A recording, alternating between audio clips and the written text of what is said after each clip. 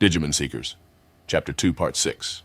A visitor darkened the digital door of Marvin's room on the SOC Grimm channel. "What foul wind blew you to my door? Come to wish me well?" Marvin asked, turning to face his unexpected guest. Standing in the doorway was an avatar with a necktie around its head, the sign of a company man on a bender. The interviewer from the SOC. "Glad to see you're not experiencing any lingering effects, old friend." The interviewer, no, the Digimon at the avatar's feet, was speaking. Doraemon, Rookie, Beast, Data. The Digimon flicked its fluffy tail. Though it was classified as a beast type, one could easily see the small wings protruding from its back upon further inspection.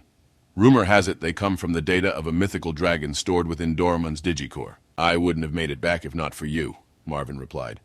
"And Mega Draymon, rather Air Draymon's status.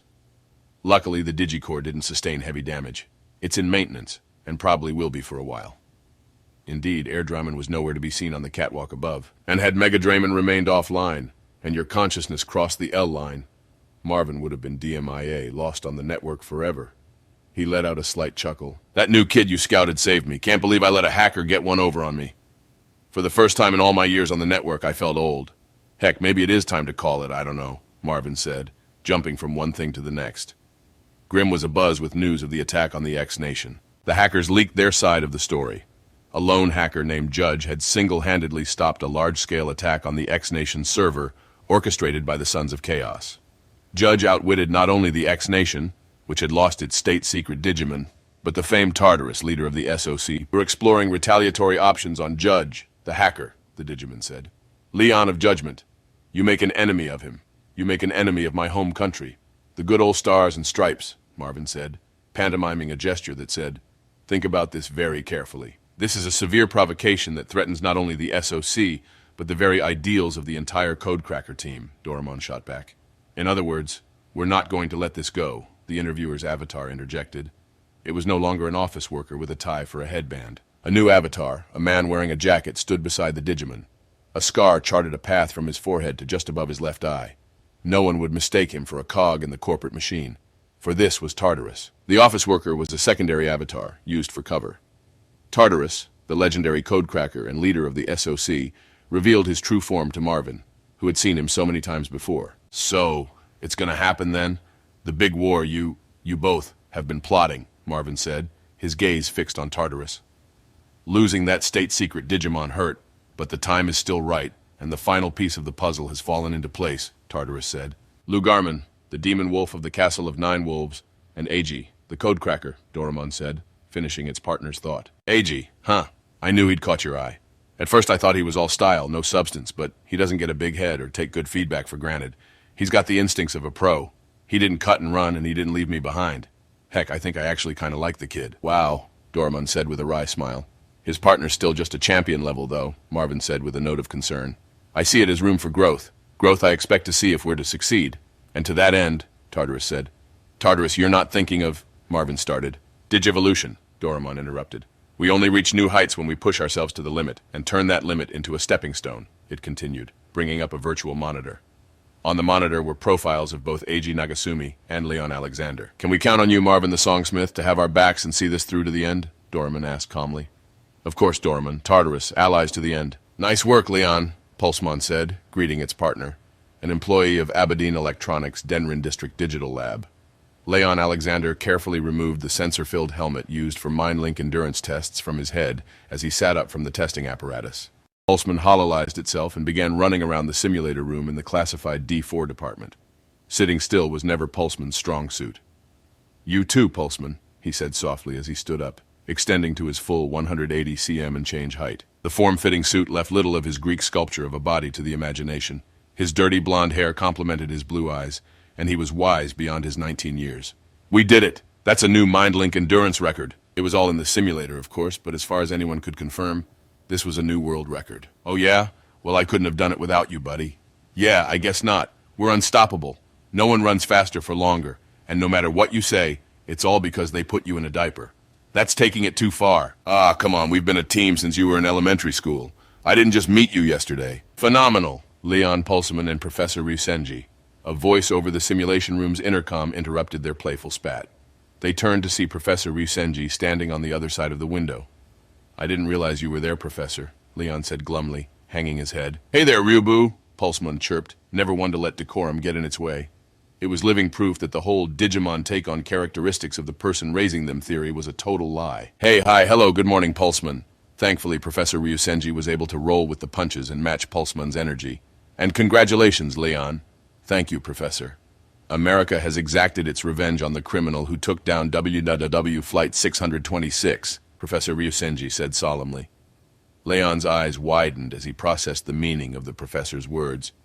The SOC's premeditated large-scale attack on the X-Nation's data server was scuttled by a lone hacker, and the X-Nation's crown jewel, the state-secret Digimon Machinedramon, was destroyed. Phenomenal. To think that the hacker known only as Judge would be a match for an entire nation.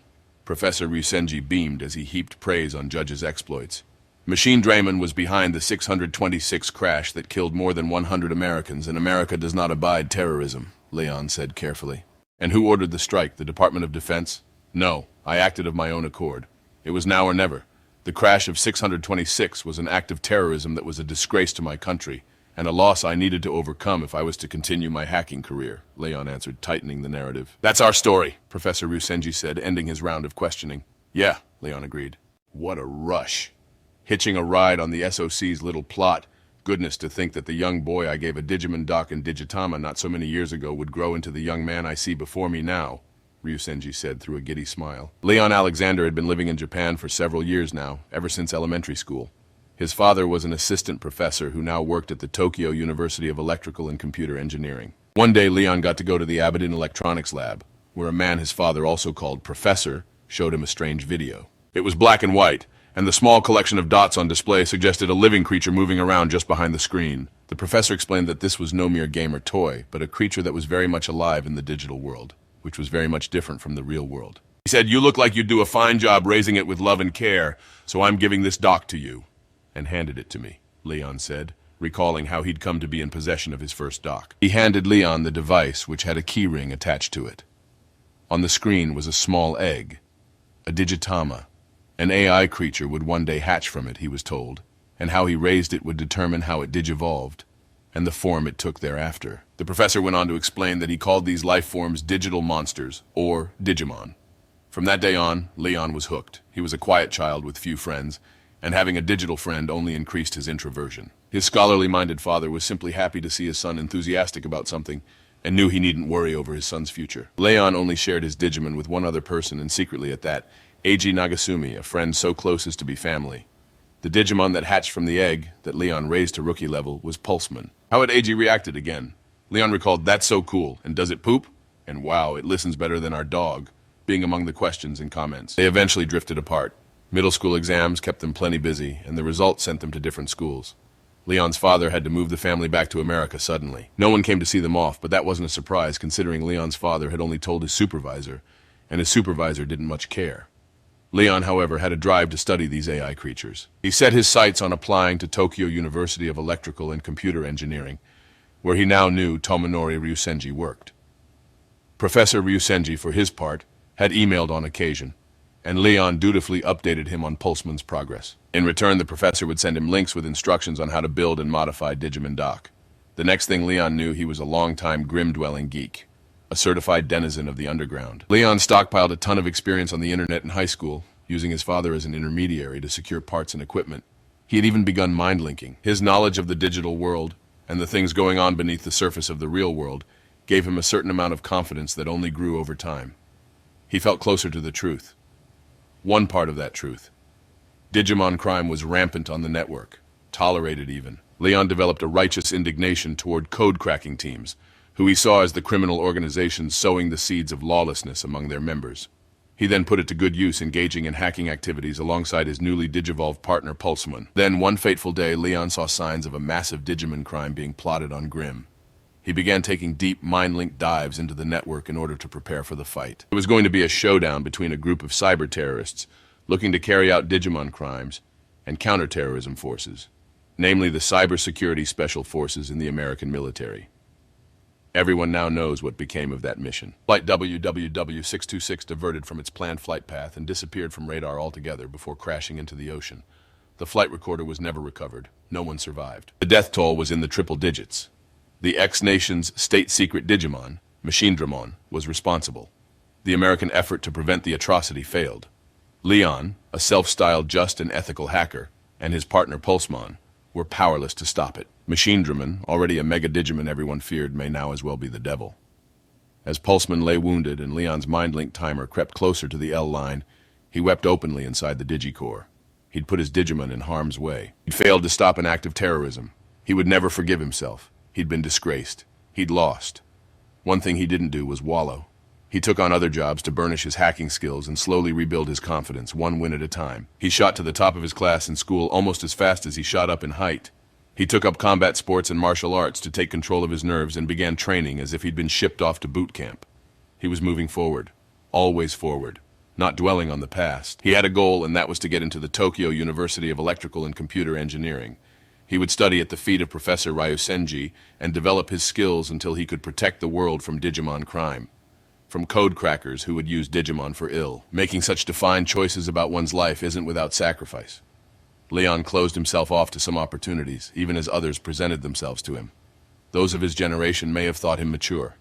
Women were drawn to him. A student with a part-time job as a hacker made him stand out financially in short order, and his high school career was a bit flashier than most. As a college student, he had a homecoming, returning to Japan to attend the Tokyo University of Electrical and Computer Engineering, exactly as planned. He began working as a hacker for the DDL under Professor Ryusenji, which meant he lived a very different life from that of the other students. This was where his life on the network as the hacker judge began. Professor Ryusenji knew, naturally, and quietly gave him the new Digimon linker without too much explanation. He cheered Leon on from behind the scenes. Before long, Leon was no longer just a researcher, but a person of some influence within the organization, advising the military and police on current techniques. He even had direct connections to heads of state. Professor Ryusenji was a hero to Leon, the ideal man. He knew and loved the digital world more than anyone else, after all, and he put that knowledge to good use. Sitting beside Professor Ryusenji for an online meeting with the United States Secretary of Defense, Leon's heart swelled with pride. He was on the just and righteous path. Pulsemon digivolved from champion to ultimate as Boutman, and then to Mega as Kazuchimon. He began eliminating code crackers and their Digimon. The digital world needed order. It needed justice, and Leon of Judgment rose to provide it. Word of him spread far and wide over the network. He became the natural enemy of the code crackers. The police, and by extension the Digi-Police, were forced to wreck. Back in the DDL simulation chamber, Leon Alexander showed Pulsemon his watch as Professor Ryusenji looked on through the window. "It's almost time for our meeting. Have plans this evening?" Professor Ryusenji's interest was piqued. "Yeah, I'm going to meet an..." He searched for the right words. "An old friend." Well, isn't that a surprise? We reconnected on the internet by chance. It took me by surprise. I haven't seen him since elementary school, and I believe you know him as well." The attack on the X-Nation's server had reached the mass media.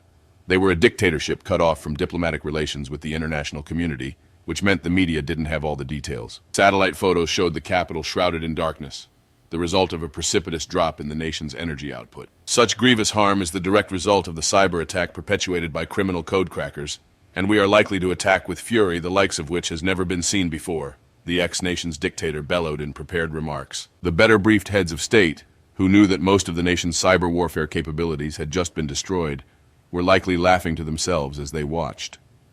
This was the impotent fury of a dictator who had lost their prized Digimon. He was no doubt shaking with rage at being so thoroughly disgraced. I was there, on the front lines of a cyber-terrorist event. This was what AG always imagined it would be like to be a code cracker, and he felt strangely uplifted by the whole thing. He wasn't completely free of worry, but for the first time in a while he had lofty expectations. Of himself, of future success. It was all a complicated jumble that had his nerves jangling, but the predominant feeling was a light and fulfilling sense of accomplishment, for the first time in his nearly 20 years of life. "AG!" The shout rang through the DDL lobby, pulling AG's head up out of his smartphone, where it had been buried while he waited on the bench. The three comma-esque objects were still hololized right where they'd always been. On the other side of the security gate waved the friend AG was waiting for. Memories from elementary school came rushing back to him. The small, slight boy AG knew might as well have been a different person. Leon Alexander was now a tall, muscular man. End of Chapter 2, Part 6.